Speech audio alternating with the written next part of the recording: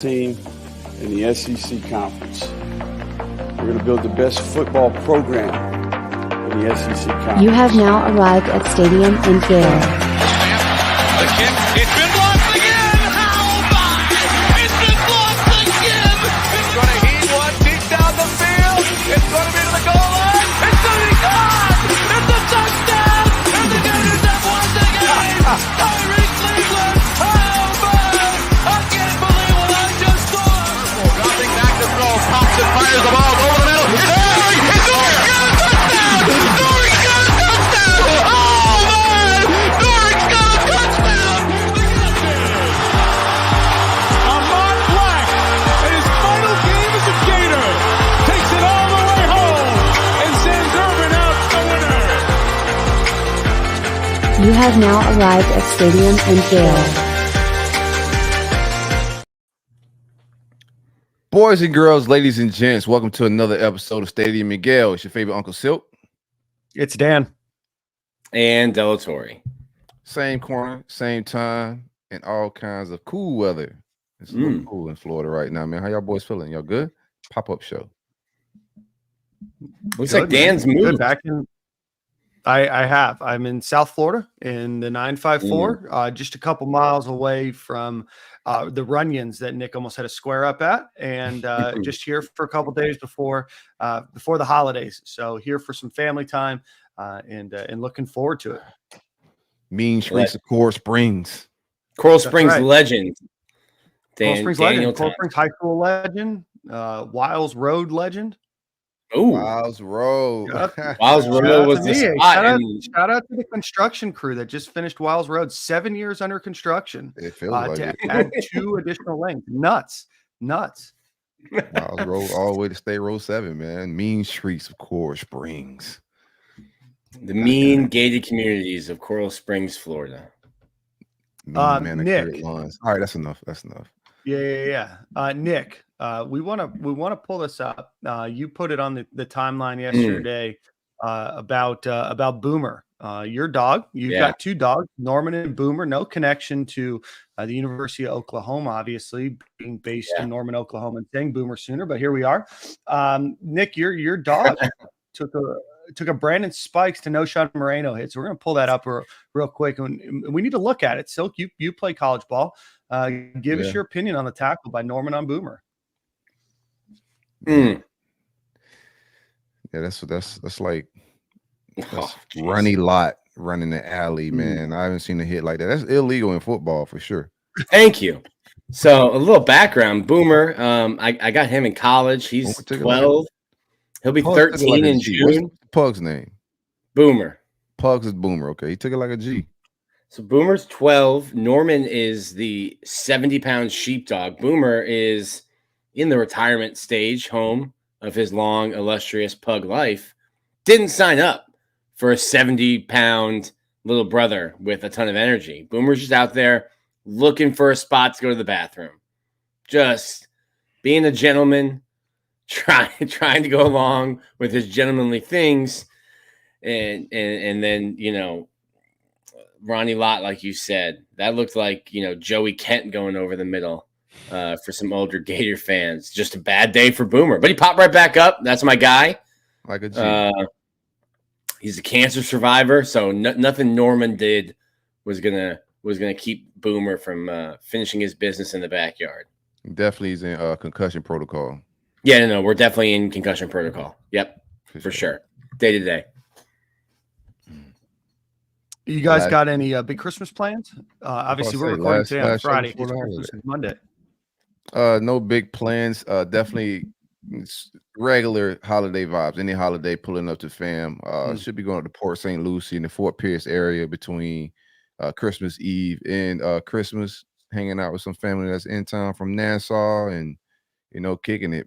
A lot of seafood bowls and different festivities, man. We got some conch that was freshly sent over here. So it's going to be some conch salad, some fried conch fritters, and, and let the kids do what they do, man. Just more of a kid's day than anything, but nothing too huge. Christmas night, I may do just go out to dinner instead of like linking with the family, with my immediate family, my house. I think we're going to get some dinner reservations and go out, do that type of shindig. What you got I planned? love it. Just being around the family, man. We're dealing with an illness in the family right now. So just spend quality family time right now. So Where's that's up? what's important around the holidays. And head back to the beautiful 813 on Tuesday to get back next Friday to the Bender vibes a little bit. Okay, there he is. He's back. A week from today. He's He's back. coming back. He's out of retirement. Leave it up to New Year's, baby. Dan, people say that New Year's is a holiday for amateurs. Dan, professional New Year's bender. He just goes out there and just teach the New Year's rookies. Eve, taking it easy on a little bender philanthropy. I don't rookies mess how to do around it. with drunk drivers, everything else on New Year's Eve. That's just not the vibe I want. You know what I mean? So Yeah. Silk, you're playing. Before we get into the show, obviously we'll talk all about the Gators here in a second. Silk, you're going to swing some golf clubs tomorrow, huh? Yeah, I got a golf outing, man. Gonna be up in Orlando area. We're actually going golfing in Winter Park. Me, Kenny, and Amon. Should be, I don't know, bro. You could call it golfing. I'm gonna do what I gotta do in the woods to enjoy myself. Pause. Woo. That sounds crazy. But cushion may be big, but I don't know how my swing is gonna look, man. It may look atrocious, but looking forward to seeing it on the timeline. It's gonna be on content. Lion's gonna capture this terrible swing in 4K, man. But what's most important is having fun out there, guys. Let's just remember that. Right. That's right. So yeah. All right, boys. Let's get into the show today. If you are watching on YouTube, I was just gonna get to that. But if you're watching on YouTube, hit the like button, hit the subscribe button, drop some comments, let us know what you're up to for the holidays. Ask any questions. Obviously, super chats get first dibs on questions. Make us laugh. Debate in the comment section, whatever you want to do. Big announcement yesterday. Silk texted me and Nick said, "Hey, we have to get UF Insider Hoop Shiz on the show." I wasn't about it. Nick wasn't necessarily about it. Nick flipped the script. I then flipped the script. Couldn't get him on today. Don't know what happened. Scheduling, y'all wasn't. Go ahead. Yes, the scheduling is what was not able to happen this morning. Offered an alternative time. Don't think the alternative time is going to necessarily happen. So if you came for Hoop Shiz, sorry. If you're not here for Hoop Shiz and you're looking to hear the same insider information, we got it. So let's get into the same message board that Shiz is on. Say what? We're on the same message boards as Shiz, so we got the same stuff, man. But shout out to Shiz. Run one of them. All right. So I run one of those message boards. Hoop Shiz for AD, and then Tony just says Nick is great.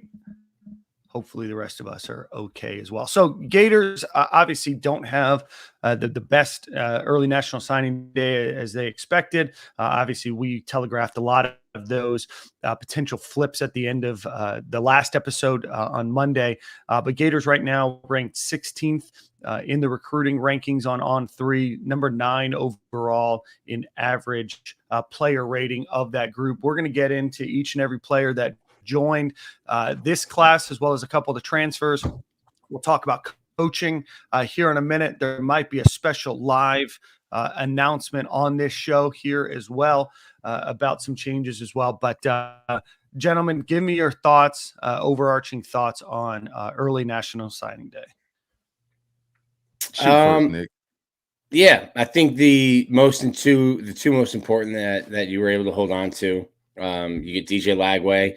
That's your franchise quarterback. You had to have that. The smoke about other schools coming after DJ and talking to DJ and Texas A&M trying to get DJ to come to campus. They wanted to go in home. Like all of that stuff was real. I know we got everyone that was talking about it was hit with, this is clickbait. It's like, listen, that stuff is real. All the stuff that happened on signing day when they're like, USC is still calling. It's like, okay, that doesn't mean anything. Florida got DJ Lagway's NLI in at 8:30 in the morning on Wednesday. And DJ just wanted to have his ceremony at 3:30 Central Time. So everyone's freaking out. Our message board, Twitter, everyone was freaking out. I hit it up on our message board. And I was like, hey, man, I think you should just relax. Like 4:30 Eastern. I think you should just relax. the first tweet I saw of his ceremony, there's orange and blue balloons, a Gator logo, and I'm like, I don't know what we're doing here. Just relax. Like, there's so much PTSD. We just need to pop like a Xanax. Just calm down. It's gonna be all right. I get it. It was a Wednesday was an anxiety filled day, Nick. Yeah, it was a lot of anxiety, man. So I get it. So then you hold on to LJ McCray. Shout out to him, trolling everyone. What do you? He's like, why do you think I was going to flip? I mean? It's like, well, at what point? At what point would you like to tell me? Those are the two guys. So one, DJ is the guy that I think you can build a team around and win championships with. LJ McCray is a guy who can come in and play from day one, a legitimate guy that Bama wanted, that Georgia wanted, that these other schools who you're still chasing. And I think the class overall shows that you're still chasing. I think those are guys that you need to get in the class. There's some other guys that Florida got who I think can be players eventually. I love both running backs that they got, Jaden Baugh and Caden Daniels. Caden Daniels ran for like nearly 5,000 yards the last 2 years. And then there's some other guys who I think, maybe can make an impact early-ish on. But I'm going to be looking at guys like, Brian Taylor, Joey Slackman, Chimray DK. You hear that one? So Chimray DK. Are you sure that's right still? I was given that by Florida. Okay. That's not even a confidence. Just you know what I had? I had Shimmery Dyke is what I had. Yeah, no, Shimmery Dyke is what you had. Yeah, Shimmery Dyke is what I was rolling with. So I'm glad they cleared that up because everybody's gonna be like, "Who the hell is Silk talking about?" It's like so close. Well, let me put. I said this. We were talking while we were waiting for Billy Napier, and somebody asked me. Said DJ Lagway is the most important recruit since. And I said Tim Tebow. I don't know if he'll have that same career, but I could not think of another player since Tim Tebow that signed where I thought that's the program absolutely had to have that player. Yeah. Nick, who's your favorite player? Favorite player, not DJ. And if you have a better season. Go ahead, Seb. Not DJ or LJ. Favorite player, favorite commit. Miles Graham. I like that. That might open up another can of worms for the later part of the show. This is, like a legitimate. Have stood around him, been around him. I think like a legit 6'1", 220. Just looks the part, and then you cut the film on. You're like, oh, put him at run the ball like Dad did too. So I think he's one that was a really cool story to see him move down to Gainesville, play at Buchholz this year. He was the first kid to commit, first kid to send his LOI in. Just no drama from the time he committed until signing day. Yeah. Until after. Yeah.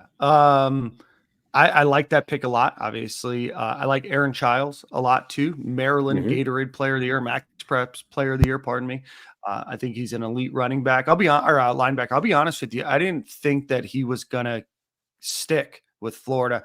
Not towards the end, but he made that commitment. I think he was really heavily leaning towards Michigan. Comes to Gainesville and pops with a bunch of other commits, and then just never unwavered from that commitment. I thought that maybe it would have been a hype visit or a visit hype that he ultimately got on board. But Aaron Childs is an absolute player at linebacker. I think of the three that if you had to pick two, Miles Graham and Aaron Childs for sure are two players that are going to be impactful players year one. Obviously, losing a Darius Hayes, we'll get into that in a minute, is a loss for the Gators. But I think the position that Childs and the position that Graham play are going to be two very impactful positions at the University of Florida. So I'm very excited to see him on the offensive side of the ball. I think Caden Daniels. And then, I think a name that we haven't talked about in a while, Amir Jackson at tight end. I think he's an elite athletic playmaker. I think that he's going to make an impact at the University of Florida even next year. So Amir Jackson is probably my guy on offense. Okay. Yeah, Aaron Childs also got some Michigan ties, and they had a really good season. So I think his dad played there or something like that. So that was I was worried about that entire season, watching Michigan play, wondering if there could be some flip, him taking a visit there, anything. But the dude was super solid, man. Very good get. And of the linebackers, we had 3. 1 bounced. I think we kept the better 2. I'm sorry, Nick. Go ahead. I was just gonna say the Childs almost reminded me, and I know this is a family that Florida fans love hearing about, but that's kind of how Chad Wilson handled Quincy and Marco. And I remember Quincy wanted to commit, and Chad told me at the time, he's like, "Listen, there is no decommitting. So like you can make your commitment right now, or you can make it on signing day or anytime in between. But when you make your commitment, that's your word, and that's where you're gonna go. So." Just be sure that you're ready to go and play there for 3, 4, 5 years once you come public with a commitment. And I think there were a bunch of guys in this class that were like that. Fletcher Westfall is another one.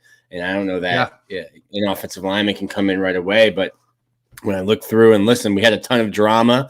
But when I look through, like, not a lot of drama with, like, Mike Williams, Fletcher Westfall. The number 1 offensive lineman in a country, Noel Portageon. Not this country, but a country. Well, a country. I cannot wait for that joke to expire. I've heard Nick say that Florida about 7 the number 1 lineman in a country. Yep. Number 1 lineman. It is what it is. Number 1 lineman, yeah. The number 2 that you're a hater. player in the entire continent of Europe. You know check, what I mean? Check your mic, Dan. It's missing a little bit, bro. I don't mean to like cut in the shit with your mic. Oh, sorry about that. I was just gonna say he's the second best player in the entire country or the entire continent of Europe too. Glad you stopped hating. Number 1, because that's also number a 1 fact. player in Germany. Number 2 player in Europe comes in. He's a dog, and there's a lot more recruiting going on in Europe right now. Let's get in. Hold on. I like defensively. I'm gonna go with a sleeper. I do like both of the guys you said. Both backers are really good. In this class, I wish we had more edge rushers. I think we're missing some of that. So one of the things we are missing, I think, is a twist up. We lost a lot of defensive linemen, and I want us to probably replace those guys in the portal. We'll talk about that a little later. That's what I don't like about this class. And size at receiver is another thing I don't like. We lost Isaiah Williams to Texas A&M. Offensive side of the ball. Speaking of receiver, I love Jere Hawkins. I could go with him or either Tawaski Abrams. Elite speed with both of those guys. But Jere, like Billy spoke up about him after signing day and say he's probably gonna be the fastest guy on the roster when he arrives. But you look at his IMG film, just lights out explosiveness. Him and Eugene Wilson may share that slot position, so it may stop him from getting some early snaps or you never know. But they play the same position unless Eugene go outside or something. But right now, I love Jere Hawkins on offense. Defensive wise, I'm gonna go Gregory Smith, the safety we got yesterday on signing day. 6'4" guy out of Riverview, Florida. Played a little quarterback at his high school. Cut on his film. I like that how rangy he is. He is 6'4". There's some size and stuff that you want to put on him a little bit, but overall, I like his athleticism.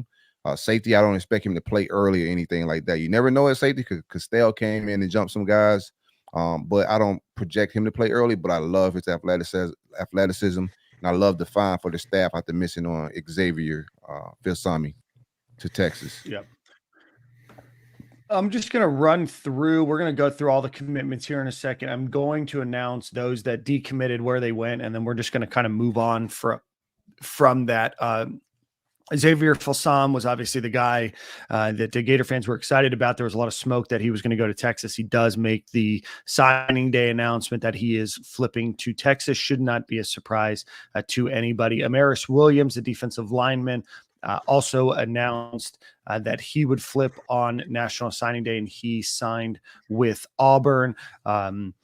Let's see some other names. Darius Hayes, the linebacker, kind of that outside rushing linebacker, did make a decommitment on National Signing Day as well. He is heading to the University of Miami. Isaiah Williams, wide receiver from Carrollwood Day in Tampa, Florida, and also announced that he would flip and go to Texas A&M. Some other names that you might remember: Kendall Jackson, who had decommitted from the University of Florida, committed to Miami. Some weird shenanigans happened there. Ultimately ends up at Texas A&M. And if you care, Nasir Johnson, former Gators commit, is going to Georgia. Jamonta Waller is going to Auburn. So of the folks that decommitted, and Wardell Mack is going to Texas, of the players that decommitted during the cycle, that is where they're going. Any thoughts on any of those decommitments or signing day announcements before we get into who did sign with the University of Florida? Go ahead, so. I didn't hear the questions. I was too busy harassing the people in the comments about liking. So you go first, and I know. Oh, yeah. No. Any thoughts on any of the decommitments that the Gators had? Nothing extensive. You know, that casualty of a bad season. A lot of these flips just went to programs that definitely got big bags, but also had a successful season.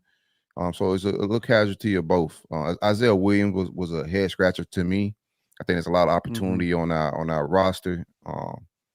Billy G, I don't know what he did with that relationship or what the flip was all about, but that one was a head scratcher. But everybody else, we kind of seen it coming from a mile away. So no surprises on signing day. Wish we could have kept all those guys, but it didn't work out. But I mean, what is recruiting these days? We can get into like strategies and how recruiting's all working out. But I mean, you're gonna be negotiating with all these guys again next winter anyway. So to me, you got to find that balance of high quality guys. I like the quality of the class. I don't think we missed a lot with the evals. So you just want a high quality of guys in the high school recruiting, and then whatever you miss, you got plenty of opportunity to fill it out in the portal. And portal guys seem to stick more than the high school recruits these days. So you just got to find that balance and figure out what the recipe is for recruiting now. It's interesting because some people have asked me, do you spend your money in high school NIL or do you spend it in the portal NIL? And I don't know what the answer is, because you're seeing guys in the portal right now who were 5 stars a year ago and spent 1 year at a place or just 2 years at a place. I think the transfer portal hurts development. It certainly is making the college football coach job miserable. Like this last month, I was watching Dan's favorite coach in the entire world, Eli Drinkwitz, talking with Andy Staples on signing day. And he said, I did 8 in-home visits in a 24-hour period. And it's just like, that's what you have to do. And then you've got transfer portal guys that you're trying to get. You're trying to keep guys on your roster from going into the transfer portal. And if you can't do that, now you're redoing the calculator. All right, well, what's our number at defensive back? We lost 2. We're adding 1. Is he ready to play right now? Do we have to go into the transfer? There's just so much going on in the month of December. I'm all for the players being able to move. Like if Lincoln Riley dips and goes to the Chargers in the offseason, like I think all of those players should have a free year to leave. The coach you went to play for is allowed to get up and leave and do whatever he wants. Players shouldn't be stuck there. But there's a lot of toothpaste that's out of the tube. I don't know how you get it back in or how you put different kinds of restrictions on it and if that's fair. There's a new court ruling that said the ability to transfer multiple times is second year, no waiver, baby. Anti-competitive. So the NCAA, the court stayed that, and the NCAA said that they aren't going to fight that. So for now, players can transfer multiple times without sitting out for a year. I want to shout out Cena. Nick, I brought this comment up when you were talking, just because it kind of aligned with what you were saying. With all the money we saved on lost recruits, does that open up going after a top tier transfer? Thank you, Cena, for the super chat. Yeah, I just don't know who's the top tier transfer. Like if I pull up right now, like Walter Nolan's not coming, Evan Stewart's not coming. You don't need a Cam Ward. So I'm looking at the top transfers, and I quickly see 2 Florida guys. But maybe it does. Also, it's not like the guys that left are opening up $1 million or $500,000. So I think the thought that, well, these 4 guys left, now Florida's got a ton of money to use. And it's like, well, the guys that Florida signed are going to be making a ton of money. DJ Lagway, LJ McCray are going to have massive NIL contracts. Probably the highest on the team. Yes. Yeah. I think you might have, you're going to have millionaire players in college football. You probably already do, but you're going to have millionaire players in college football who haven't started a game yet. Factor Tony. Speaking of some crazy making a bunch of money, hits, man. Like I said that. Speaking of making tons of money. Speaking of making a lot of money, the Gators now, it's time for your breaking news that we alluded to. So time to hit the old. There we are. The Gators have announced a new defensive line coach. Gerald Chapman is joining the Gators football program. He spent last year at Tulane, previously at LSU. He'd been with the Cincinnati Bengals. He'd been kind of all over the place. Young guy, from what we know, an incredible developer of talent. A lot of players spoke really highly of him. Still getting a little bit of his chops around recruiting as well. But gentlemen, Gerald Chapman, new defensive line coach, live on Stadium and Gale. Yeah, I didn't know too much about him, so I talked to some other people that knew him from either Tulane or knew him from his time in the NFL. They love him in terms of being a coach and in terms of being a teacher. It's totally different at the NFL level. You're teaching grown men who are making way more than you. Now you're teaching young men who in some instances might be making more than you, depending on your contract situation and their NIL situation. But I think it remains to be seen, what does he do in terms of recruiting. Be interested to see what the recruit reaction is around him. But yeah, it will be it'll be one to watch. But everything I've heard about him is that he's a great recruiter, just in terms of building relationships, and that's with his former players and other coaches who've worked on staff with him. Yeah, amongst his peers, he seemed to have a good reputation. Young guy, was at Tulane. You know, he has a good reputation amongst coaches and former players like that. Would like some older guys on this roster. This is a very, very young coaching staff. I know I wouldn't want to go to Coach O or Jerron's age because I thought he was too old. And he did get some hype up, and some maybe Shiz was right. Maybe they flew out to Destin to talk to Coach O about hiring Gerald Chapman. They did not fly out to Destin to meet Coach O. Had great things to say about Gerald Chapman. Maybe they flew out there to ask Coach O, his feelings on him. Well, I thought Coach O was on the plane from Destin back to Gainesville to be offered the job. No, he was just talking about Gerald Chapman. Oh, okay. Yeah. That's an expensive conversation. You can just call someone. Zoom, but you never know. Zoom, call, text, DM. Don't need to send a plane. It's a very young side of the ball. Austin Armstrong is very young. Gerald Chapman is very young. There are people out there asking and advocating for Brandon Spikes, who will be young as well. And of course, he don't have a degree. This is just fans being fans, but that would just be incredibly young. So we do have a very young coaching staff that just got younger by replacing Chaos with Chapman.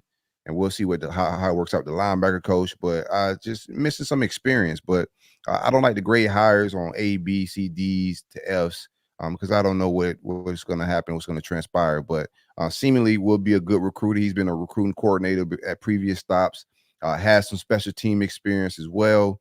I like that. I don't know if he's going to coach special teams here, but he does have that experience, and we need all the special team experience we can get, so not a bad hire. Not gonna get mad or anything about it. I do like his reputation amongst his peers, and we'll see how it all plays out. But an incredibly young defensive side of the ball, staff wise. You're muted, Dan. Sorry, we'll talk a little bit about the Jay Bateman departure here after we get through recruiting, but we did want to make the announcement as it became official that Gerald Chapman will be joining the University of Florida coaching staff as the defensive line coach. So with that being said, let's do a quick ad read and we'll get back into recruiting. As always, want to give a shout out to our friends over at Lucy. Here you are. Nicotine pouches, whether you're looking to chill and relax, whether you're looking for that boost of energy, go visit lucy.co/stadium. You'll get 20% off of your order and free shipping always. Lots of different flavors. This one's cinnamon. They have espresso, wintergreen, mint, a whole bunch of flavors, whatever you might be looking to enjoy. So go visit lucy.co/stadium. There's Nick with his. Again, great product, something that we've used, enjoy it a lot. So again, lucy.co/stadium, 20% off of your order and free shipping nationwide. As always, here comes a fine print. Nicotine is an addictive chemical. Perfect. All right, so signing day. Let's talk about the transfers first, and then we will talk about kind of each of the position groups. And some of them we'll go more in depth than others. So we've talked about Joey Slackman joining the program, former Ivy League Defensive Player of the Year, comes over to University of Florida from the University of Pennsylvania. From one Ivy League to a public Ivy League school. San Diego State transfer offensive lineman Brandon Crenshaw Dixon, 6'7", 310 pounds, also joins the program. An announcement on signing day: Chimere DK, wide receiver from Wisconsin, about 1,400, almost 1,500 yards in his career, reunited with Graham Mertz. Yeah, this is the one that Graham Mertz kind of pounded the table for. This is his guy from Wisconsin. I don't think Chimere had a great year last year, but if I go back and look at what they did together in 2021, I think it was 47 catches for 689 yards, 6 touchdowns, which in the Badgers offense might as well be a 1,500-yard receiving season. So it's someone that I think when you look at the wide receiver room, Eugene Wilson is electric. He's proven. You're excited to have him back in the fold and to see what kind of jump he can make from freshman to sophomore year. I like Andy Jean. I like Aiden Mizell. I like Khalil Jackson. There's like 12 catches between them. So like you needed a veteran presence in the locker room. I've seen people already putting Ricky Pearsall expectations on DK. And I would just say we didn't have any Ricky Pearsall expectations when he showed up in the spring. But you're getting a guy who's a veteran, already has rapport and a relationship with his quarterback. You learn those routes, but the timing's already there. So I think it's a big pickup. I'd expect him to start or play starter reps pretty immediately for Florida. We just got a bunch of slot receivers, it feels like, man. He's another 6 foot, 185-pound guy. Well, like 4 years ago, it was just a bunch of long striders. So right. Yeah, it's flipped. Yeah. Yeah, so I would like for us to go get some balance. Yeah, they got to get some size in the portal. I don't mind like smaller guys. We just missing some bigger bodied receivers. So I would like to see us go get a wide receiver one. I don't know if you're moving Eugene to the outside. I don't know what the plan is, because I think he could play outside receiver. I don't think you have to keep him at slot. I think it's his best position to play in the wide receiver room. But we just got a lot of slot wide receivers right now, in my mind. So I want to see us go get a big body receiver. I like the chemistry him and Mertz have. It's just I don't think he's as smooth and as sharp a route runner as Ricky Pearsall, but the chemistry between Mertz with both of them I think is very similar, and we're gonna be able to get a lot of production out of them.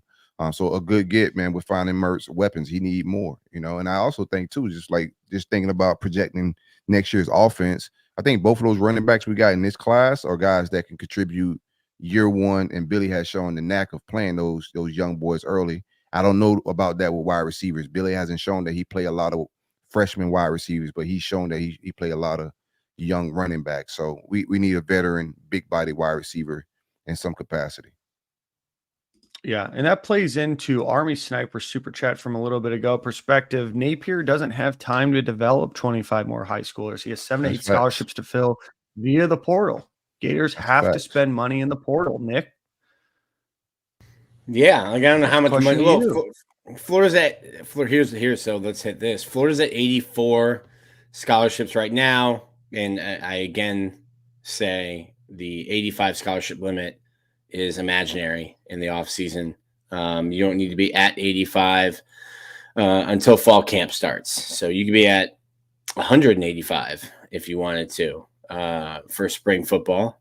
And you have to have 100 very difficult conversations before fall camp. But you can go over the 85. Schools have been doing that for years.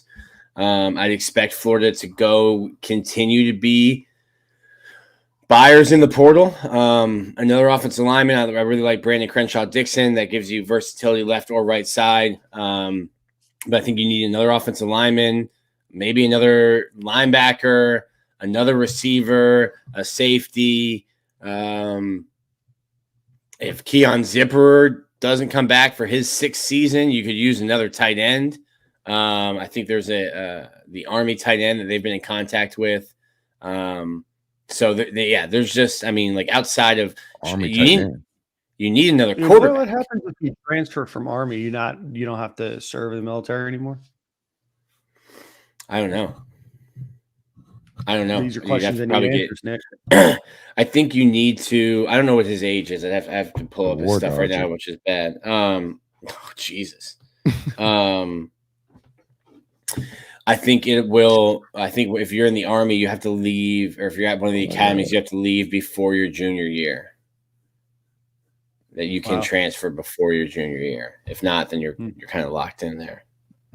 Join Billy's Army. Sean Simmons. Again, this chat doesn't go. We don't fact check. This is all real time. You have to honor your commitment at the service schools. Q Slater said you also have to honor that contract. So, I mean, there's guys that have left the service academies after their freshman and sophomore years. So, sounds like the service academy need to run the NCAA, man. Like, it sounds like they got a good blueprint out there. But like, what? That's one thing. What is a commitment? This is a figment of your imagination. Okay, it is. Yeah. Recruiting starts the week of signing day, brother. That's when the negotiating and all the bags start getting slung around. I do like the offensive lineman pickup. I think we're doing okay in the portal right now, considering. I know a lot of people want to jump at the first mid that enter it right away, and they've seen a lot of activity. I think Kentucky's doing very well. Our ops is doing good. Kentucky's doing well. Missouri's doing well. So I think we do got to up our game a little bit here. Auburn's doing well. Ole Miss, but yeah. Yeah, Ole Miss is definitely going crazy. Some of these gets are just like fluff gets and people that had high 4 or 5 stars in high school. Yeah. But I don't dislike where we at with it right now. I think there's still some tampering going on. There's some names that I've heard that's supposed to be entering the portal around the country that some people are anticipating on. But right now, I'm not mad at the activity. We just need some difference makers. Last year, we took a lot of fluff. Some guys that came that really weren't contributors. And when you want to bring in a 1-year guy, you're not bringing in him just to be a depth piece. You need like a 1-year guy to make an impact. And I think we had some misses last year. We just got to be a little bit more accurate this year. This is a money year for Billy. Army Sniper said it. I think that it holds true. The Gators still probably need a few people to transfer, either still now or in the spring. But I think that the Gators are probably going to have to go after probably 8 or 9 more players that are either second in line or first in line, or at least fighting for significantly playing time in order for the Gators to get better next season. Obviously, with the schedule that we went over, it's very, very tough, very, very challenging schedule ahead. So definitely need those folks. my buddy Ross is listening. He was upset that Hoop Shiz isn't joining us today. But we were talking in a group chat the other day and about a lot of other schools and getting that people seem to think are just dominating the portal right now because they heard their names, right? Because maybe at one point they were a 4-star, maybe at one point they were at a 5-star. Doesn't mean that they're ever going to play at that 4-star or 5-star level in college football. Maybe there's a reason why they're juniors and seniors and we still tag them as former 5-star. And then you look at their stats and you're like 11 tackles, right? So I would look at the quality of the player, what they've been able to do, and then kind of hope and pray that it translates over to SEC football at the University of Florida. Let's get back into the signing class. We got a lot to talk about today still. So Brian Taylor was the JUCO transfer from Houston, Texas at Blinn College. There, I think that he's an impactful player year one on the edge position. Florida beat out Georgia for him. I think that you're going to see a lot of Brian Taylor playing next year on this team. On signing day, Nick, you mentioned the Gators did grab 6'3" safety, 4-star Greg Smith out of the Riverview Sun City Center area, right outside of Tampa from Sumner High School. I think he's an impactful player. I think that he's going to be a good safety at the University of Florida in a couple of years. I think that he still needs some development, but I think that that's a great get and it fills a hole. And obviously you want to grab Xavier Filsaime, but being able to grab Greg Smith on signing day was a good get. And I think that Florida would have taken both, right? So it's not like this is just a backup plan for X leaving. But I do think Greg Smith is going to, have a good career at the University of Florida. Yeah, I think Xavier Filsaime was probably gone the weekend he went to Red River and was trying to make that a sneaky trip. He committed silently to Sarkisian when they went in home, which was, I think, a week before Billy and that staff went in. So the writing was on the wall, and I think we did the best we could to let fans know. Texas wanted to wait and have a couple of the players they flipped. They flipped another linebacker from Jasper, Texas, who was committed to A&M, and he waited. Texas wanted guys to wait closer to signing day to kind of steal the day, have that big splash. Filsaime does it, I think, the night before. The kid from Jasper does it on signing day. But by the time signing day came around, or by the time Xavier Filsaime flipped, when Florida was in McKinney, they knew that Xavier Filsaime was already out of the class. So, but as you said, Dan, they would have taken Gregory Smith and Xavier Filsaime. Just from people I've talked to, Filsaime is probably top 1% in terms of athlete in the country. But I've been told Florida fans would have been pissed off because it will probably take him 2 to 3 years to get ready to play safety at a big Power 5 level. He's just running around out there on athleticism and needs to continue to develop as an actual football player. But the class would have been better with him in it. And I think fans would have been upset when he wasn't starting, in 2025. But then watch you go and start at Texas year one and be like, he'll be back. He's a high candidate to be back in the portal. Wow. Nick already telegraphing it just 2 days after signing day. Everybody forgot to mention Triquez Bridges, the transfer from the University of Oregon when we were talking about transfers as well. You guys see what he did to his grandpa? Brother, I don't know how old his grandpa is, but can't be messing with old people's hearts like that. Can't be messing with old people's hearts like that. I like Grandpa's energy, man. He was like, hey, man, if I got to cheer for you out there, Washington, then I'm going to do what I got to do, man. But, Florida guy, he looks like an old school Gator fan. That was a good positive energy. It was so much negative energy, man. I love that energy, man. That's me as a granddad one day, bro. Gotta love it, bro. Good positive. We'll see how how do you say his name? Did you get the pronunciation for his name before I butcher it, Nick? Triquez. Yeah, I want to hear. I want to hear you. Triquez. I'm pretty good at the traditional black names. Triquez. It looks like it. Yeah, Triquez. Triquez is traditional. It's the first time I've ever seen it. Yeah, for a black name. Cool name. For a cool name. Jaquez, Triquez, Anquez. We get creative with it. Just make a name out of clear blue sky. He said, don't call him, if you're going to shorten it, don't call him Trick. Yeah. Call him Quez. So. Or Trike. Yeah. You can also call him Hawk, right? He's got to earn that. Yeah, that's what he said. What he said. I'm not calling him Hawk. I don't think his mama called him Hawk, so I'm not going to call him Hawk. No, I'm not going to call him Hawk until he Hawk a pass. Yeah. You got to track something down for me, man. I do like what I've seen from him. Oregon had him at cornerback. He could play. I think we're projecting him at the star or a safety position. So I like his athleticism. Definitely willing tackler, I would say. And that's one of the things we struggle with is actually getting people to the ground. Physicality. He brings that to the table. Gotta get Norman on the roster. Yeah, he might start. Norman on the roster. I think Bridges plays. Right there where Army Sniper says. I think he fills in at nickel and or safety. A little position versatility there, but I think you're fine on the outside. You're going to be very young on the outside. Actually, I think Jason Marshall and Jalen Kimber come back. I guess Kimber could transfer again. I just don't know what the NFL stock is for either of those guys. It's Chris Sorley. He is the Grinch. He has been the Grinch. He has been the Grinch. Makes sense. Yeah, I don't know what the thought he missed the show. Chris.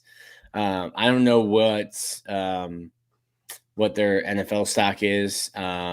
Jason Marshall could transfer. I don't know.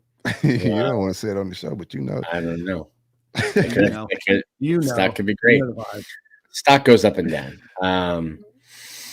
And like stock. Yeah. How's your life while it's stock, Dan? It's it's fine. It still exists. You need to pull your money out, man. And Miami went crazy in the recruiting trail because of you, bro. I've pulled out nearly every last penny that exists in my life while it's stock. It's not something that was worth my energy anymore. I know a lot of Miami fans are watching here saying, what happened to Ruiz? Look at the recruiting class. They flipped everything from Life Wallet over to the collective that they were against anyway. So, what do you want me to do? Right. So it's fun. Moved on. We're making money in Novo Nordisk. Shout out to them, Ozempic stock. So let's get back into what matters here. Jaden Baugh, also a signing day announcement. This one, again, also kind of telegraphed on this show. Previously committed to Arkansas from Ellenwood, Georgia, Columbia High School, 6 foot, just a hair under 6'1", 225-pound running back, kind of that bruiser running back that the Gators want. Obviously, Trevor Etienne entered the transfer portal. Still hasn't announced where he's going to go just yet, but the Gators desperately needed a running back either through the transfer portal or a second one in this class to join Kanan Daniels from Mississippi. Gators get one, and I think that they have a nice little backfield there of the just under 6 foot Kanan Daniels, 191 pounds, kind of call it a scat back, but that's probably not the word that we use. And then throw Jaden Baugh in there too. And now you have Montrell Johnson, Cam Carroll, Webb, Baugh, and Daniels in this group. So that's a good 5 in my opinion. What are your guys' thoughts? Silk, we'll start with you. No, I love the running back room. And like I said, I think both of those true freshmen, I want to see how Cam Carroll bounces back from that injury. I heard it was pretty horrific. So my expectations, I'm gonna keep those in check when it pertains to him. But everybody else, I think Webb showed some good potential and promise this year. But the two young guys you bring in, I think both of those guys could play right away and get some snaps right away. Jaden Baugh, he might could join the basketball team. He has a nice jumper, man. I seen some of his basketball film. Just good athleticism, good bouncing. He's twitched up. So explosive guys at the running back. The running back evals have always been on point since Billy's gotten here. I didn't like the ETN. Everybody's mad at ETN bounce, but I didn't like the ETN take when he first came. I thought he was going to be okay. He was a little pudgy, and then it turned out that he's difference maker at the spot. So I like the running back evals. I think the room is in good shape. I don't think we need one in the portal or anything like that. I think we're fine. Yeah, I think that room's fine. You have obviously Montrell talking to people inside the building. They think that he will get more carries next year, that he's that kind of running back that needs more carries, maybe to be as effective as he can be, just in terms of like getting in the groove, getting into a rhythm. I'm told that. And then like, I also know what I've seen. I'm like, okay, well, it doesn't seem like there is a bell cow. It seems like they like to split it 50-50 or 40-40-20. So that's a room I don't have any issues with. Is Cam Carroll going to be in the mix? I think you've got two really good freshmen. You get Trayon Webb back. There's plenty of guys in that running back room. We've seen how injuries can deplete that room quickly. So I think if you're Kane Daniels and Jaden Ball, you come in and you think, listen, I'm a sprained ankle, tweaked hamstring away from getting 15, 20 carries on any given Saturday. All right. We there's some Michael Tarquin questions as well. Anybody want to? I don't know. I don't know where he'll go. Congratulations to him. He just got married, so it's like a him and his wife decision now for his last year. I saw people saying he wasn't good enough to play at Florida, and that's why they left. I think he had a better NIL opportunity. Went to USC, got the bag, lost the starting job, and is now looking for a place to finish his college career. He's got one more year to play, and wherever you can go and get on the field right away and play, do that, and try to get as much good film as you can before trying to play in the NFL. I would like to get an offensive tackle with more edgeability than Tarquin at this point. I think with the guy that we brought in, Brandon Crenshaw Dixon. He's a 1 year guy. Am I right? Yes. No, he's got. Doesn't he have 2? I mean, he has 2 to play one. No, I think he has 2 years because of COVID. Let me see. I read an article that said that he has 2 years. I thought when I talked to him, he said he had 1 year left. I think it's one. I read in an article. Yeah, I read in an article. I'm pretty sure on 3 that said he had 1 year edgeability. From a quote that he possibly said. I don't know. I could be wrong. But yeah, we interviewed him. He's got 1 year left to play. Yeah. So I would like to get Tarquin is another guy with 1 year. I would like to get maybe one of those Oklahoma got a boatload of offensive linemen that hit the portal. Oh, let's go poach like Tarquin got poached from us. Let's go poach somebody else and tamper with it and maybe pay an offensive lineman to come over. But I would like an offensive lineman with a couple years of edgeability. I swear I have my ringer off. I don't know why I just went through like that. I want to give a quick shout out to Davin Monroe that just threw a super chat in there just for the holiday season. Really appreciate you, Davin, and he said happy holidays, gentlemen. Thanks for all of the hard work. Appreciate you, brother. Happy holidays. Michael, we did offer him, and we are just waiting. He's been offered by Penn State, Houston, Kentucky, a few other schools. I know Chris Sorley is saying there might be some smoke about him going to Kentucky. I know that there was a question about the UCLA commit as well. We'll get into all of that. I'm going to star some of this transfer portal stuff because we're getting a little bit off subject here. Gonna go through the signing day class. Nick, I know we talked about doing this by position group, but we're just going to do it in alphabetical order here. Tawaski Abrams, TJ from Dunbar High School, 5'10", 190-pound wide receiver, 4-star. I already mentioned Jaden Ball. Micah Boyro from Fairburn, Georgia, Creekside High School, 6'4", 394-pound defensive tackle. Aaron Childs, mentioned him. I think it's worth watching. We're going to pull up some highlights of him while we talk a little bit about Aaron Childs here. Again, the Max Preps Player of the Year for the state of Maryland. Really good get, committed to the University of Florida over the summer. And I think a lot of people might have forgotten about him, just about how good and how of elite of a player that he is, wanted by all the schools in the country. Nick, you mentioned, does have a connection back to the University of Michigan. So good get by the Gators defensive staff. Jay Bateman at the time but a really solid player that I think has the opportunity to play quite a bit next year. What are you guys' thoughts? It'll be interesting. I think obviously you have Shamar. And then who's next to Shamar? It's Scooby's coming back.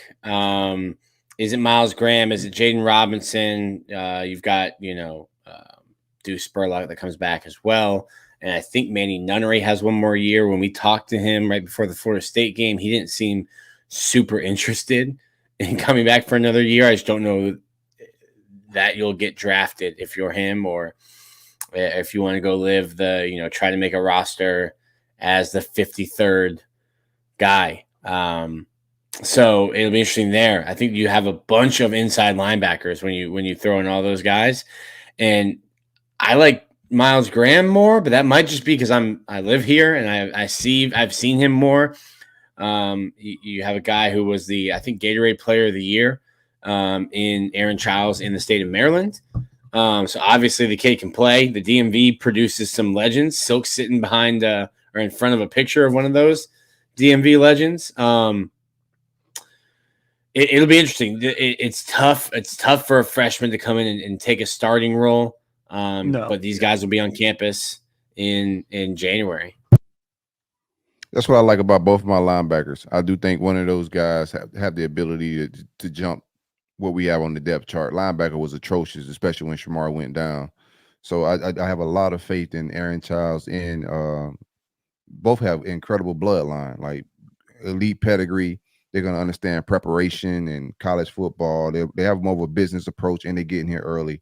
So I do think those guys are going to get a lot of reps, and it makes me feel better about the linebacker room because they both are athletic guys that get sideline to sideline. They're true linebackers. Outside of Shamar, that room looked horrific. So I have a lot of faith in both of those guys getting early PT. Absolutely. Yep. Max Preps Player of the Year for the state of Maryland. We mentioned Brandon Crenshaw Dixon from San Diego State University. Kanan Daniels, West Point, Mississippi, West Point High School, 5'11.5", 191 pounds. Nick, you mentioned, ran for about 5,000 yards in his career. One of the best running backs in the state of Mississippi history. Has been committed to the Gators for a long time. Definitely a home run threat at the running back room. How do you think how do you think Kanan Daniels fits into the running back room? Do you think he gets a bit of burn next year, or what are you guys projecting for him? I mean, you'll see on this tape, they put him everywhere. Wildcat quarterback, slot receiver, running back. Like, they just tried to get the ball in his hands. Here he is from receiver on a jet sweep. Interesting player in that aspect, that, like, when we talk about, like, Trevor Etienne, hey, it's 2 years, you're still not very good at pass blocking. You're not going to see any pass blocking on this highlight tape here. This is just the best player on the team being asked to be the best player on a field. Mm-hmm. But he can run. Really, really tough kid. I think I like his ability.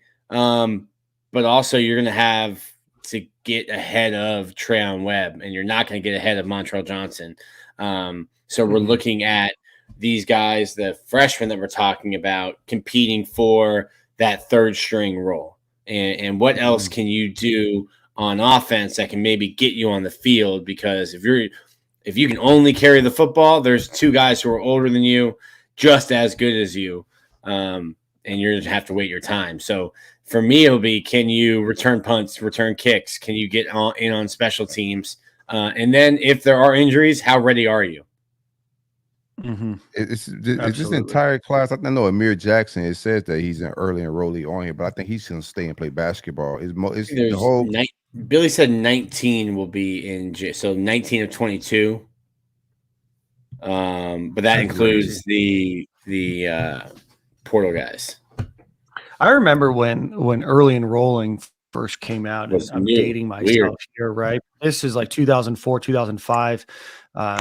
You had maybe 2, maybe 3 guys. I think that year that Cam Newton Cam Newton, Joe Hayden, the rest of those guys came in. I think that there was like 5 of them. Ahmad Black was one of them. Yeah. Yeah, but there was only like 4 or 5. Now I mean, you put Back yourself in a then, Lakeland High serious School was disadvantage. doing sketchy stuff with transcripts. Yeah. Get out Allegedly, of here. Nick. Allegedly, Nick. As well as the St. Allegedly. Thomas Aquinas Raider, they were doing everything bad. You're ridiculous. All right. So we left off Kenya. Josiah Davis, the safety, 3-star, 6'1.5", 182 pounds, out of Nashville, Georgia, joins the class. Chimray DK, we mentioned him, 6'1", 185-pound wide receiver from the University of Wisconsin. 2022 third team All Big Ten from the media. Did not have a huge 2023, but is reunited with the quarterback that put him on that third team offense. Teddy Foster from Sarasota High School, cornerback, 6'1.5", 170 pounds, Cardinal Mooney High School. Listen, I think that this kid is a year or two away from a development perspective. Former quarterback, has only been playing high school football for 2 years. Had a pretty good year as a guy that's going to continue to develop, played both sides of the ball. I think that he's a guy that you might forget about, but in a couple years is going to be battling for one of those spots. I'm very, very high on Teddy Foster. I could be wrong here, but you got a lot of people down in the Sarasota area that are very, very high on Teddy Foster. Corey Raymond was very high on him early. Guy that's going to continue to develop as he gets more and more playing time, more and more experience, continues to learn the game of football. But only a couple years of football under his belt, and I think that he's going to be an impactful player for the Gators. Yeah. I haven't checked out his senior film, but a guy did like his athleticism over the summer when we took him. I'll have to go back and watch him. I want to check out him and Josiah Davis. Guys I thought would climb the ranking a little bit. I don't hinge all my opinions on rankings, but I thought they would climb the rankings with some of the stuff that they could do during the fall. A lot of that didn't happen, so we'll see how it all plays out. He's another guy that gets on campus early, and there's a lot of opportunity in the DB room, but he's more of a developmental guy, and that's what I think about our entire. We got a chance to get Zay Mincy here. And we'll know where he signed, but he signed last night. But most of the work in our DB room, now that Corey Raymond's gone, is a lot of developmental guys. Yep. Miles Graham, we are going to talk a little bit more about his dad, Earnest, here after we finish up recruiting. 6 foot, almost 6'1", 215 pounds from Gainesville, Florida. A lot to say. Miles Graham, you mentioned Nick was the first commit to sign. I think ranked a 5-star on Rivals. I think one of them has him ranked as a 5-star, 4-star on most of the others, but one of the best one of the best linebackers in the country. Going to be a very impactful player for the Florida Gators. Definitely a year one player. But the running back film, I think this is a mixed film here. I like it. Little Derrick Henry vibes going on, man. That's a big back toting that thing down the field like that, man. At least when we offered him to play linebacker, unlike Derrick Henry, he committed to play linebacker, Yeah, it's going to be hard to keep Miles off the field. Miles is going to play early, in my opinion. It's going to be hard. Him and Aaron Childs. Excited to see how he feels out because Miles is still slender. Frame is there, but once he get into that weight room, and we got to talk about strength and conditioning a little bit here as well. But I think once he gets into a college program, you're going to see him turn into a real live monster. Bama was coming in strong, even though he's a Gator guy. Bama was coming in very aggressive, trying to get him to flip towards the end there, but he stayed firm the entire time. So shout out to that Gator blood. Next in the class, Jeray Hawkins, wide receiver originally out of West Virginia, played at IMG Academy. Just a hair. Hey, I want to know real quick. I want to know how did 5'9", 5'8.5", 160. How do you get the nickname Tank? Man, I don't know how he get the nickname Tank, but that speed is crazy. My son follows him on a lot of social media and watches his stuff and pulls up his huddle all the time. Super explosive. I love that speed, bro. And this is just top-notch speed. He can catch that thing as you see him, man. He going 99 yards for some of this stuff, bro. I believe Billy Napier said that he is immediately the fastest person on campus, which I'm sure will get tested early. But Aiden Mizell. Aiden I gotta Mizell see the foot probably race. has something to say. A couple other players will We got an probably. NIL. We got an NIL that foot race, right? Put it on pay-per-view, buy a ticket to come see it. Let me start putting my ideas out here in the free world. We do a little Stadium and Gale 40-yard dash. You know what I mean? And I've always said the Olympics would be awesome if you threw a normal person in like lane 9 of the track. You know what I mean? As reference. I'll do it. I'll volunteer to run the 40. You're not normal. I love that. Love You're that. not Locked normal. in. You're shorter than normal, Dan. Locked in for the normal man racing tank. You know what I mean? You told us about your 40, bro. Like, we gotta get somebody normal. Your shit is gonna be like yeah. 9, There's 40. a 5 in front of it, but no, we can get Riedel back on the show.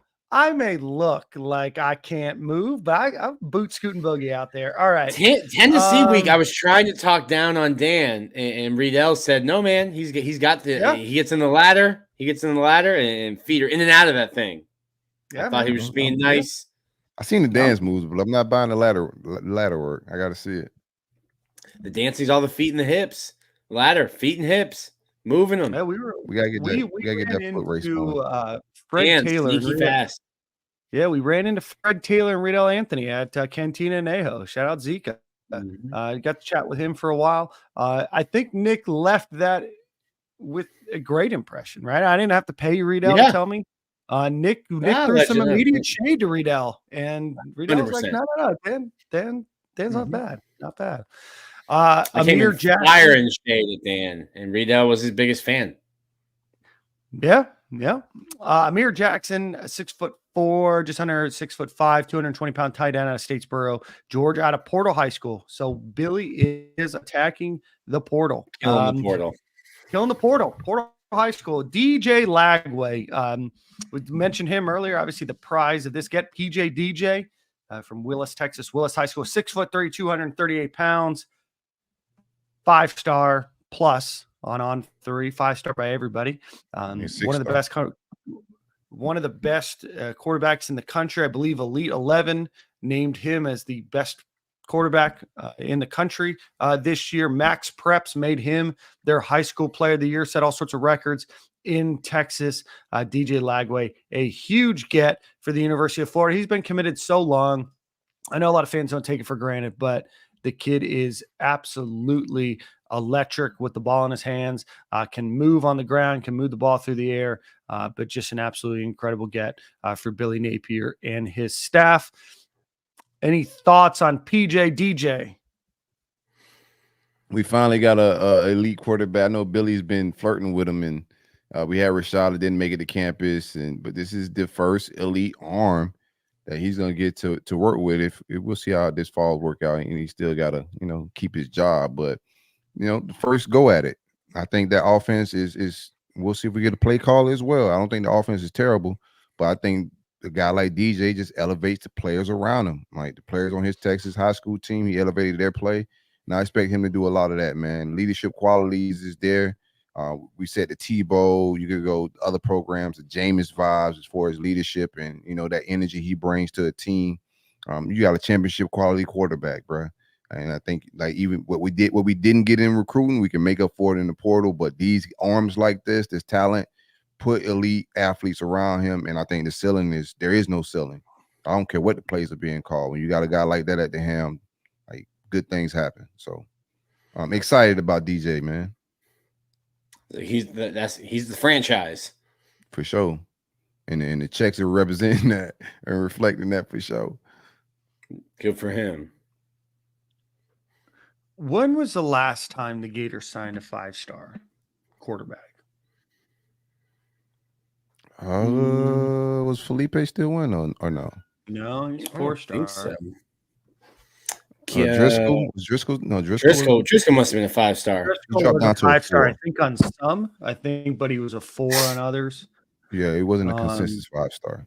I don't know when the last time the Gators signed a consensus 5-star since Tim Tebow, right? Obviously, Cam Newton was highly rated. John Brantley was highly rated. Brandon Connell, pardon me, said John Brantley was a consensus 5-star. I don't remember Have to look Jeff it up. Driscoll was a 5-star on 247, 4-star on Rivals and ESPN. ESPN had him ranked as the 10th best player in the country, but a 4-star. John Brantley? Rivals had him ranked as the number 3 quarterback. So maybe John Brantley, was up regardless. John Brantley was a 4-star on ESPN and a 4-star on Rivals. But he wasn't Yeah, consensus so Tebow probably. yeah, so And 247 wasn't even a thing yet. Yeah, Shannon still hadn't sold his first one, and now he's on his 3rd iteration of it. So we'll go with Tebow. Marcus Mascall, the just a hair under 6'5", 285-pound offensive lineman out of Snellville, Georgia, South Gwinnett High School, is joining the program. LJ McCray, also the other 5-star, 6'6", 267-pound edge out of Daytona, Florida, Mainland High School. Florida's still recruiting his teammate Zay Mincy. It's our understanding Zay Mincy has already sent in his letter of intent to wherever he's going to go and is going to announce at the All-Star game on January 6th, I believe is the date. Yes. But LJ McCray, huge impactful player, obviously a little bit of drama on National Signing Day for him to say, hey, don't know why there was any drama, but LJ McCray, huge get for the Gators. What's behind the scenes? What was going on with LJ McCray, Nick? I think behind the scenes is other schools coming in, figuring out what a number was, offering a number, and business decisions being made. Florida never felt, like I said earlier, Florida never, despite what was happening on the outside, Florida never felt bad about DJ Lagway because they had his paperwork in at 8:30 in the morning. Florida did not have LJ's paperwork in until Billy Napier was walking in the room. So that was a true all-day battle going back and forth with LJ McCray. Even though I felt good, Florida felt good going into the day. Obviously, once other schools start talking to you on signing day, give you something to think about. And that's just kind of is what it is. But Florida's able to hold on. I think that was a huge one. Florida would have dropped outside of the top 20 without LJ McCray, and tough. That would have been tough. Yeah. So holding on to him is huge. Gators grab Noel Portenjean from Germany, Yes. the number 1 player in the country of Germany. A country. 334-pound offensive lineman from PPI Recruits. I think it's kind of semi-pro football over there. Yeah, they play semi-pro over there. Number 2 player, I believe, in all of Europe. But the Gators grab him, a big player. Obviously, you want to see that transition over, but definitely a huge body out of that room. Joey Slackman, we mentioned him, the transfer from the University of Pennsylvania. Greg Smith, we covered the 6'3 1/4", 191-pound safety.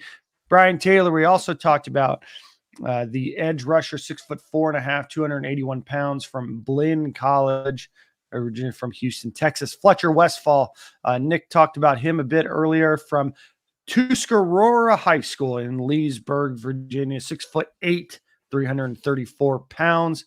And then rounding out this class is from Charles Herbert Flowers High School in Upper Marlboro, Maryland, 6'6", 308-pound Mike Williams. So still a couple names. Still a couple names that are left in recruiting for the Florida Gators, Zay Mincy being one of them. You might see a couple of other names pop up, but that's where the Gators sit right now. Again, number 16 overall class on 3, number 9 overall by class average. Let's get into some coaching.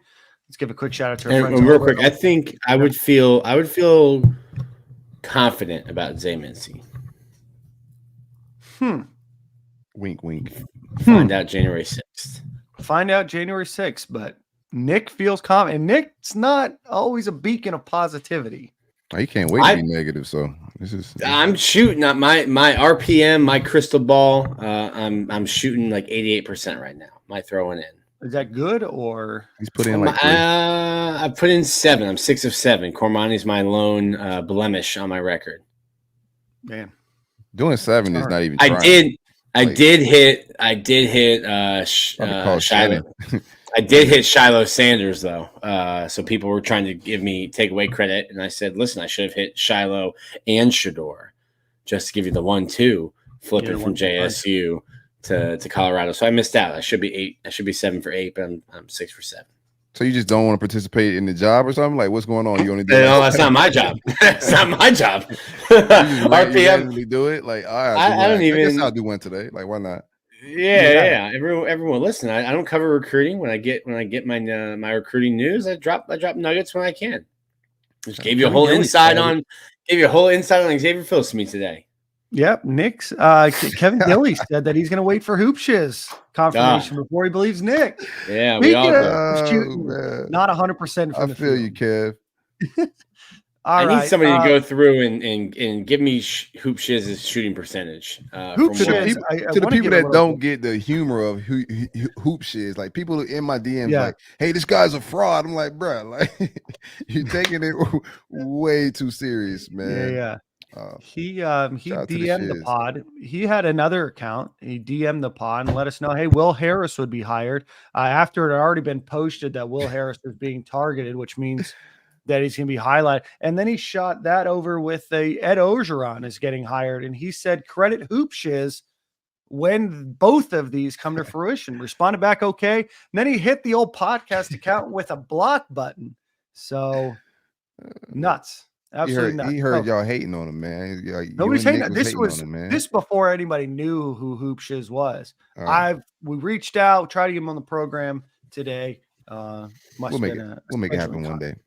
Yeah. Hoop Shiz says you got a business to actually run, man. Like you can't just be with all this recruiting shenanigans on a Friday morning. He's running a big hoop business, I guess. How did he go from Hoop Shiz to like inside a UF guy? I don't know.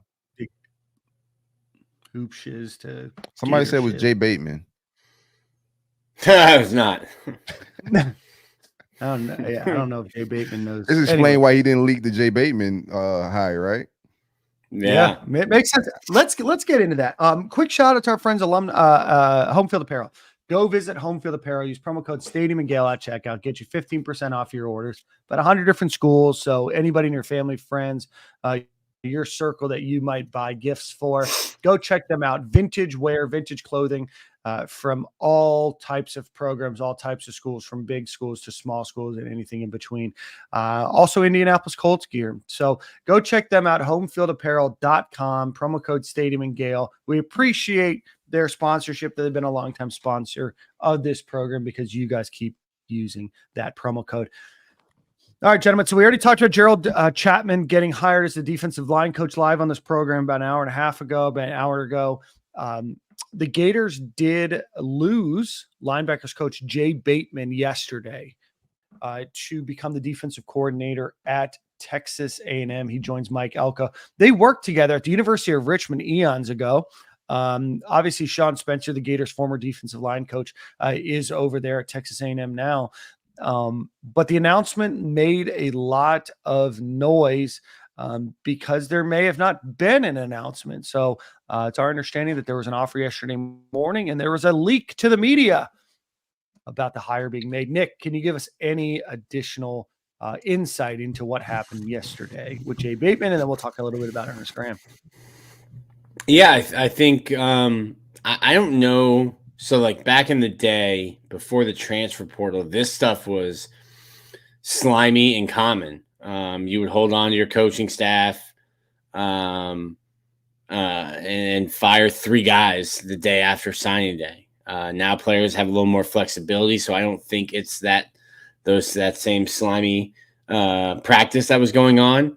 I think if Texas A&M had decided they were going to get Jay Bateman, and it probably makes sense for them to have him as their defensive coordinator announced for signing day as they continue to try to sign guys. So I don't think there's any malintent here.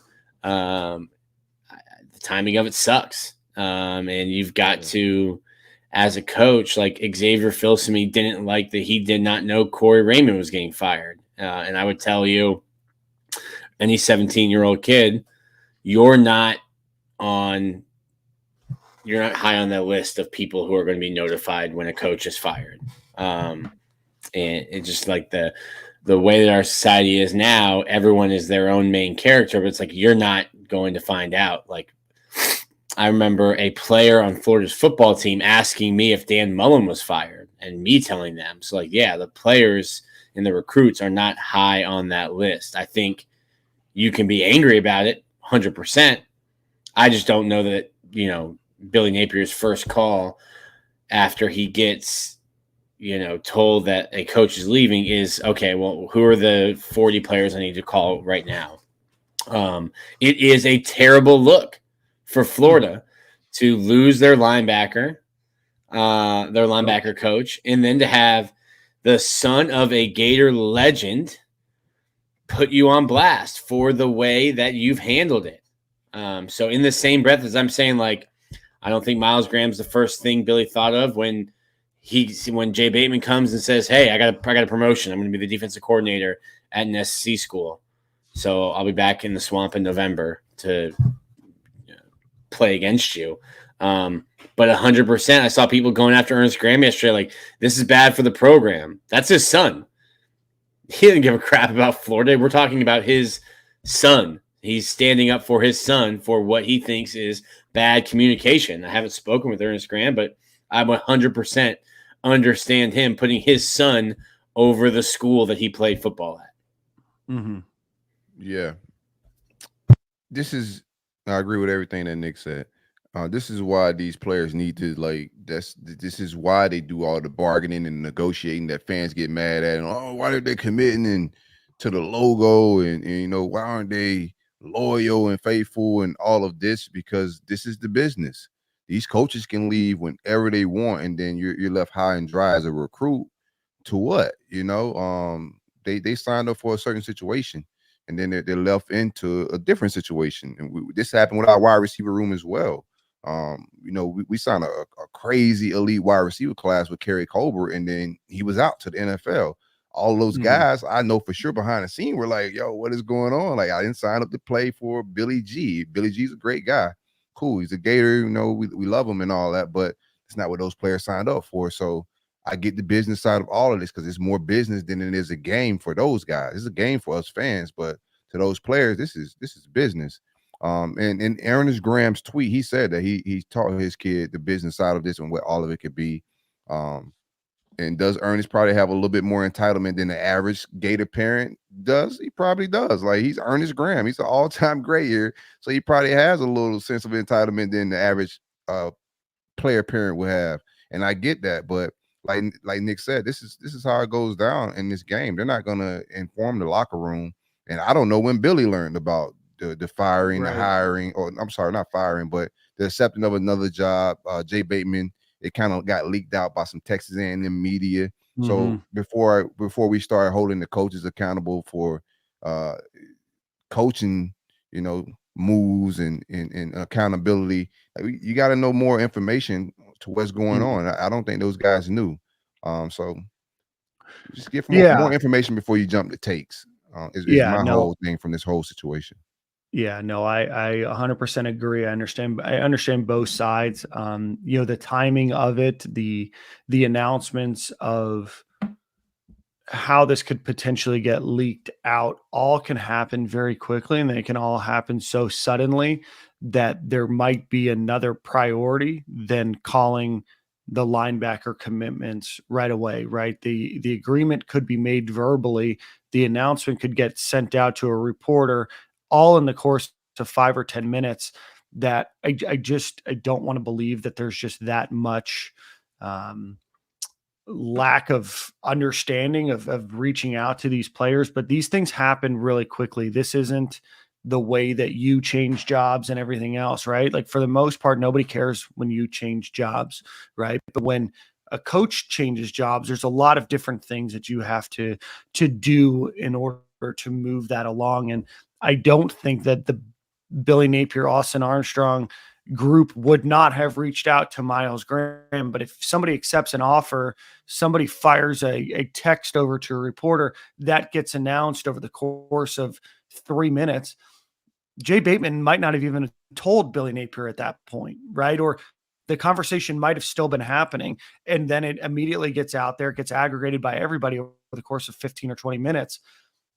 If everything that we know is true about the situation, is he was offered the job yesterday morning. The tweet went out right after, and then Earnest Graham made the announcement minutes after that, right? So I understand and sympathize, with Earnest Graham, with Miles Graham. I also understand that sometimes you just can't move at the drop of a hat on every single thing, and you can't make everybody happy. You try to mend the relationship. You try to move on from this relationship, or you try to move forward with this relationship. But the way that we get instant news and instant reaction and instant commentary is very hard in the court of public perception. And right now, the public perception is that Billy Napier and his staff didn't tell Earnest Graham, didn't tell Miles Graham, Aaron Childs, the rest of the group. But in reality, sometimes things just move so quickly that it can be very hard to be ahead of how quickly the news is, right? If Nick gets a text message from Billy Napier, right? Hey, we're hiring a new coach. That coach is on staff somewhere else. Nick is going to run with that story right away. It's not Nick's responsibility to say, oh, hey, did this coach tell their staff? Did the other staff get the chance to talk to their recruits, everything else? You're going to fire off that tweet right away, right? And that's what happens. So I do want to offer like some additional like perspective around the situation, but it sucks. Like right now, I mean, Florida got whooped up on the recruiting trail on National Signing Day. They've had 3 losing seasons in a row, and now they've pissed off our Earnest Graham, right? So, I mean, we don't know who like Ernest is pissed off at either, right? He could be pissed off at Jay Bateman. There's a lot of information. We don't know all of his thoughts. He didn't say he was pissed off at Billy Napier. He's just talking about the experience. But I think Jay Bateman and I don't know when, he wanted that to be public, but he is clearly our ops. He's going to SEC teams, going over there with Spencer. So, I don't think he's going to be exactly careful when leaving, but I think out of like professionalism, you should call your room, your recruits that you were just the day before hyping up, retweeting, and saying that you're excited about coaching. I think you should, contact those people. And I think that's more so, and this is just me guessing, of what Earnest Graham was feeling like. Yo, we was just, chatting it up with these people. The vibes was great yesterday, and now you're gone, and we don't even get a call. So I get it. All right. There's one more piece that I wanted to mention, but it doesn't matter right now. We'll come back to it. I want to give a quick shout out to our friend Truth Seeker. He broke the news that Phil Sam was going to make the commitment or make the flip last Monday, right? We called it on the show. But shout out to Truth Seeker. Yeah, I love the show, guys. Not a big holiday guy, but I hope y'all enjoy your family. Go Gators. Truth Seeker. Appreciate you. You got to let us know where the picture's from, man. We keep talking about it, but all right. Other coaching changes, moves. The Gators are making a move with Mark Hock. No longer leading hockey. That's what I said, man. And people keep correcting me. Like, no, it's Hawk. I'm pretty sure it's hockey. So Mark Hockey is going to move away from leading the strength and conditioning program. And it's our understanding, Nick, that maybe I can provide some more clarity.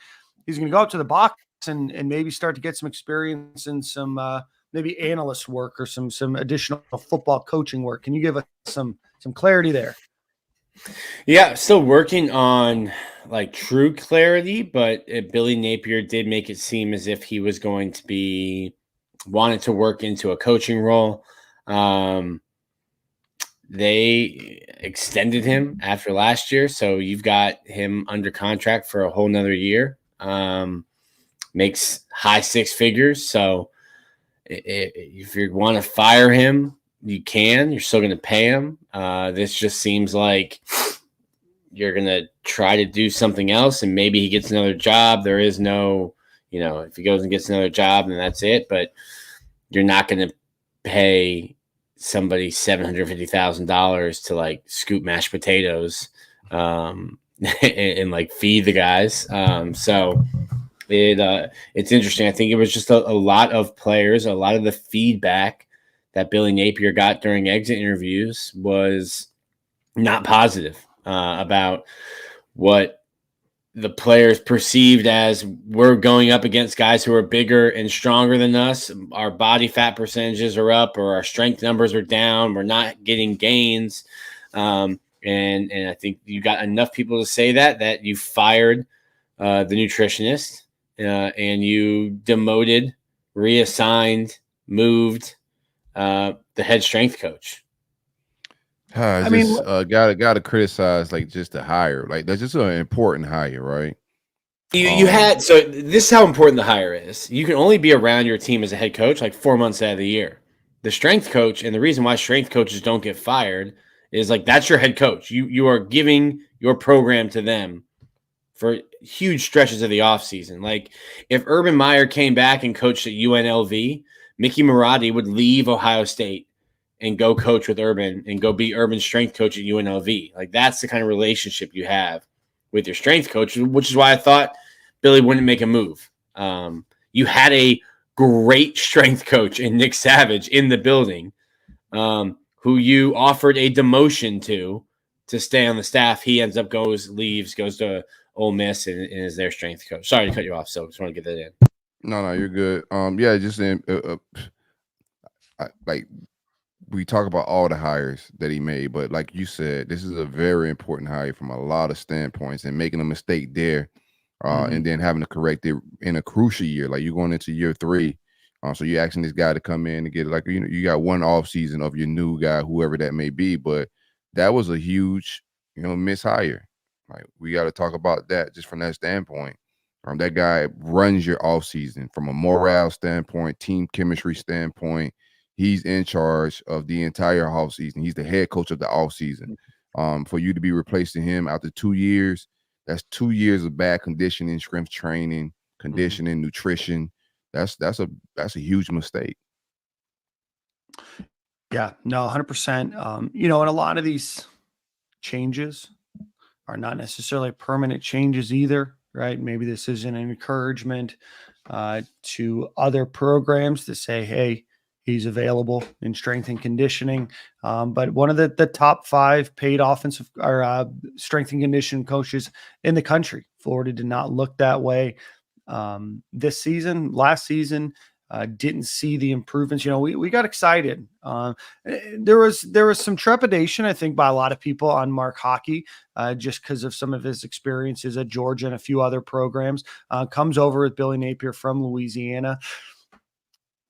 You build a whole staff around him, and there was a lot of hype and excitement. I think we're just getting hyped and excited because they're all new names, and you look at pedigrees and resumes, and you find that one player that was the standout NFL guy, and you get excited. But strength and conditioning at the University of Florida has been not great for a while. There's a lot of reminiscing about Nick Savage. Florida didn't necessarily look great. There was a lot of complaints about what's our strength and conditioning program doing when Nick Savage was here, when Mike Kent was here before that, right? There's a lot of that, but Florida desperately needs some help in the strength and conditioning department. Florida just wasn't developing the bodies, correctly of their players are getting pushed around in the SEC. In the SEC, a lot of injuries this year. Some of that you can control, a lot of it you can't. But this is the opportunity for Florida to try to make an upgrade. And you're seeing some Hail Marys here, right, by the University of Florida to try to make this work out. Make a change in strength and conditioning. You make some changes on the defensive side of the ball. I still think that there's going to be additional staffing changes ahead. I don't think that we're done on the coaching conversation, but it's something that I heard about maybe a month ago. Texted Nick and Silk here, and finally, it does get made official. So he will be moving off the field. Yep. Yeah. Hoop Thompson in the group chat. Hoop Thompson. Yeah. Thompson shiz. You know what I mean? Have you ever seen Shiz and Dan in the same building? Never, not once. Great point. Great point. Yeah. I've never seen Hoop and Dan tweet at the same time. Neither. No. Yeah. Ooh. That's why we can't get the scheduling down. Yeah, block the Makes stadium and Gale account just to, Throw further us off. solidify. Yep. Covering his tracks. Yeah, I Yeah, like it. and this is Covering his why I tracks. wasn't available during this time. That's why I have to Yeah. leave tomorrow. I'm gonna be Double busy agent. tomorrow afternoon, and then you throw me with You see what I'm saying? I see the shiesty science. on, right? We go from two back-to-back regimes. We went from Jamaican bacon to hockey. It's been too rough. Nutrition. Like, everybody like bring Savage back, but we had a whole thing of Jamaican bacon and nutrition and complaints about that strength and conditioning regime as well. So I don't like old familiar names. Go hire somebody. I don't like at this point. Give me an LA Fitness trainer. Nick Savage is great. There is a name I put on our message board that I think Florida will move on quickly. But also, like, I heard you mention Mike Kent along with Nick Savage. Like, listen, I was working out with Florida football players at Gainesville Health and Fitness when Mike Kent was the strength and conditioning coach. Like, he and Nick Savage don't belong in the same sentence. I also have no idea what Mike Kent's doing. We're just talking Florida's lack of playing horseshoes. We just Pickleball. haven't been great in the strength and conditioning department, Nick. Yeah. Like for a long time, right?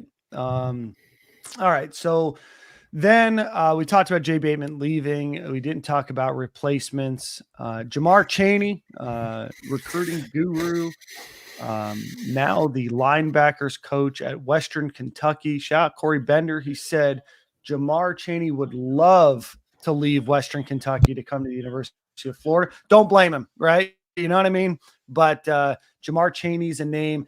Bam Hardman is a name, former Florida Gator at Troy, longtime linebacker, tenacious recruiter from what we've heard. And then, of course, the hot board had to include the Louisiana linebackers coach. And then finally, the idea Gainesville. Then finally, the fourth option was, and these are all just prognostications, right? And then the fourth would be Austin Armstrong, moving from coaching safeties back to linebackers, which is what his position that he got hired to be at the University of Alabama before coming to Florida. So, and that just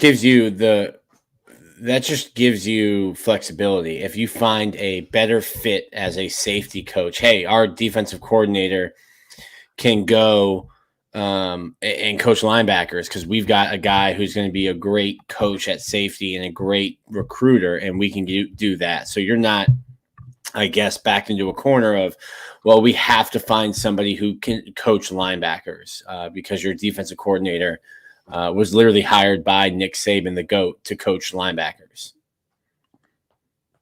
Yep. So you might already have your linebacker coach on campus. Who knows?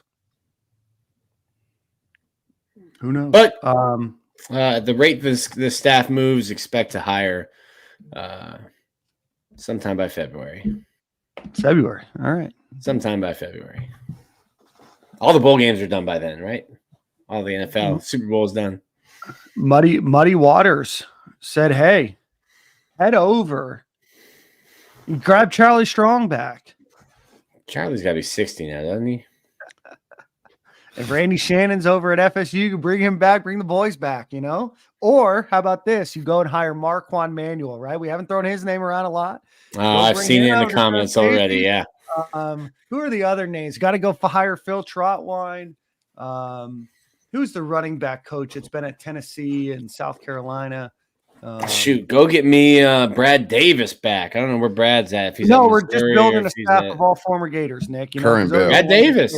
Brad Davis, Kerwin Bell. Oh, he was the coach. Yeah. Still need OC. Kerwin Bell or his son. What we have with OC wise? I gotta get up out of here. I gotta pick my daughter up. She got early release for exams today for school. Robert Gillespie, that's who I'm thinking of. Where we at OC wise? Yeah, I mean they don't have a position open on the offensive side. Theoretically, they do. Theoretically, you have right now they do. You still don't. You're Mike P's going to coach all the linebackers? Yeah, possible. Steve Spurrier Jr. for offensive coordinator. There you go. Perfect. Lee Matthews for offensive coordinator. Man, perfect. All right. Well, let's get out of here. A long, good show. Hey, before you leave, there's 450 of you. I think we've had about 800 and so come in and out. Pause. Today. Make sure you hit the like button, make sure you hit the subscribe button. Happy holidays to everybody. Quick shout out to our friends over at Alumni Hall. If you're in Gainesville, go visit them on Archer Road or go visit them online. clothing, apparel, accessories, grilling accessories, tailgate supplies, ornaments, other gifts that you may have for the Gator fan in your life. Go check out alumnihall.com or go visit them on Archer Road near that Chick-fil-A right off of I-75. Silk, you have song of the week, my friend. Second song of the week. Let me get some. I've been listening to a lot. No, I had the song of the week last week. It was an EDM Christmas song. I hope everybody enjoyed it. I'm saying You had it on Monday. Honestly, I listened to it like 3 or 4 times this week. Yeah, it's not bad, right? Yeah. I'm saying we just have 2 songs of the week because mine was an abridged version. Let me get Currency, man, off his new album, Highway 600. Track is called Reflections. Spitter Andretti, man. Smooth vibes. Let your sunroof back. Put something in the air. Papa Lucy. Do your thing, man. Happy holidays. Papa Lucy. Everybody, Papa Lucy. So everybody, thanks to you guys for the super chat donations. Thanks everybody for supporting Lucy, Alumni Hall, and Home Field Apparel. Thanks everybody for riding with us in 2024. We're going to do another pop-up show next week as well. So appreciate you guys again. Obviously not doing a show on Monday. Have a happy holidays, everybody. And we will see you guys same corner, same time. Merry Christmas.